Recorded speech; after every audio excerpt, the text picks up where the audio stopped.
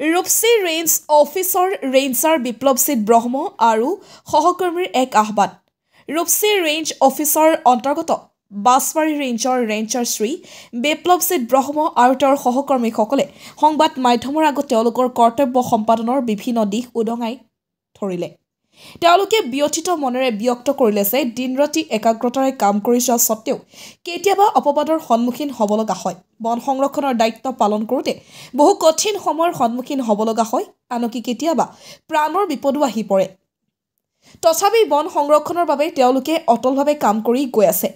তেওঁলোকে সংবাদ মাধ্যমৰ যোগেদি সমাজৰ সমৰ্থন বিচাৰি কৈছে, বাছবাৰী ৰেঞ্জত আহি প্ৰত্যক্ষ কৰক কিমান বাহন আৰু কিমান চোৰাংকাত জব্দ কৰা হৈছে, কিমান দুষ্কৃতি আইনী প্ৰক্ৰিয়াৰ সন্মুখীন হৈছে। আমাৰ সকলো কাম আইনী প্ৰক্ৰিয়াৰ জৰিয়তে চলিছে, তথাপিও মিছা অপবাদৰ সন্মুখীন আমাৰ হ'লে মনোবল ভাঙি পৰে।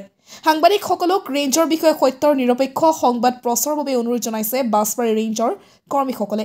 বন সংৰক্ষণৰ এই কঠিন যুদ্ধত সঠিক তথ্য প্ৰকাশৰ বাবে সংবাদ মাধ্যমৰ সহযোগিতা কামনা কৰিছে। গৌৰীপুৰৰ পৰা অশোক কুমাৰ পাছৰ report, north east frontier news. হয়, কালি নিউজটো মই গম পাইছোঁ, সাংবাদিক কিছুমান গভৰ্ণমেণ্ট বিৰোধী হ'ব পাৰে। মই সাংবাদিক বন্ধুসকলকে প্ৰথমতে অনুৰোধ কৰিছোঁ যে আপোনালোকে নিউজ কৰক, যিখিনি মানে ভাল সত্য ঘটনাবিলাক আপোনালোকে নিউজ কৰক। কিছুমান সাংবাদিক আছে কেইটামান গছৰ হয়তো চোৰে এটা দুটা গছ কাটি লৈ গৈছে, বহুত পুৰণি হৈ গৈছে, এইটো ফটো উঠাই পেলাই এটা নিউজ বনাই দিলে। আমাৰ যিসকল ফৰেষ্টৰ কৰ্মী বন্ধুসকল আছে, দিনে ৰাতিয়ে কোনোবা দিন এনে অনাহাৰে থাকিব লগা হয়, অনাহাৰে থাকি ডিউটি কৰি আছে। ইমান কষ্ট কৰি আপোনালোকে নিজে ইয়াত আহিছে, নিজে আপোনালোকে প্ৰত্যক্ষ কৰিলে যে ইয়াত কিমান বুলেৰো পিকআপ ভেন আছে, কিমান ট্ৰেক্টৰ আছে, কিমান টোটো গাড়ী আছে, আপোনালোকে নিজেই প্ৰত্যক্ষ কৰিলে। ইমান কৰাৰ উপৰিও আমাৰ কৰ্মী বন্ধুসকলে তেওঁলোকে পাৰ্মানেণ্ট ষ্টপো নহয়, তেওঁলোকে ফিক্সড পে'ৰ কৰ্মচাৰী, তেওঁলোকে দিনে ৰাতিয়ে পৰিশ্ৰম কৰিয়ে আমাৰ ৰূপসী অঞ্চল অন্তৰ্গত যিখিনি এলেকা আছে ডিউটি কৰি আছে, কৰি কাঠৰ উপৰি গছ কটা চোৰ ধৰি আমি জেললৈ প্ৰেৰণ কৰিছোঁ।